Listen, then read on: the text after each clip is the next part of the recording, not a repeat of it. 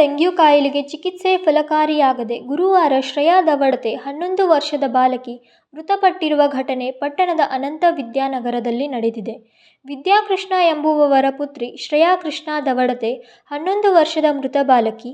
4 ದಿನಗಳ ಹಿಂದೆ ತೀವ್ರ ಜ್ವರ ಹಾಗೂ ವಾಂತಿಯಿಂದ ಬಳಲುತ್ತಿದ್ದ ಶ್ರೇಯಾ ಚಿಕಿತ್ಸೆಗಾಗಿ ಸಂಕೇಶ್ವರ ಪಟ್ಟಣದ ಸರ್ಕಾರಿ ಆಸ್ಪತ್ರೆಗೆ ದಾಖಲಿಸಲಾಗಿತ್ತು.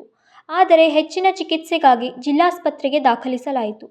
ಆದರೆ ಚಿಕಿತ್ಸೆ ಫಲಕಾರಿಯಾಗದೆ ಶ್ರೇಯಾ ಸಾವನ್ನಪ್ಪಿದ್ದು, ಕುಟುಂಬಸ್ಥರ ಆಕ್ರಂದನ ಮುಗಿಲು ಮುಟ್ಟಿದೆ. ವಿಷಯ ತಿಳಿದು ಟಿಎಚ್ಒ ಡಾಕ್ಟರ್ ಉದಯ್ ಕುಡಚಿ ಹಾಗೂ ಸಂಕೇಶ್ವರ ಸರ್ಕಾರಿ ಆಸ್ಪತ್ರೆಯ ಮುಖ್ಯ ವೈದ್ಯಾಧಿಕಾರಿ ಡಾಕ್ಟರ್ ದತ್ತಾತ್ರೇಯ ದೊಡ್ಮನಿ, ಪುರಸಭೆಯ ಮುಖ್ಯಾಧಿಕಾರಿ ಪ್ರಕಾಶ್ ಮಠದ್ ಸ್ಥಳಕ್ಕೆ ಭೇಟಿ ನೀಡಿದರು.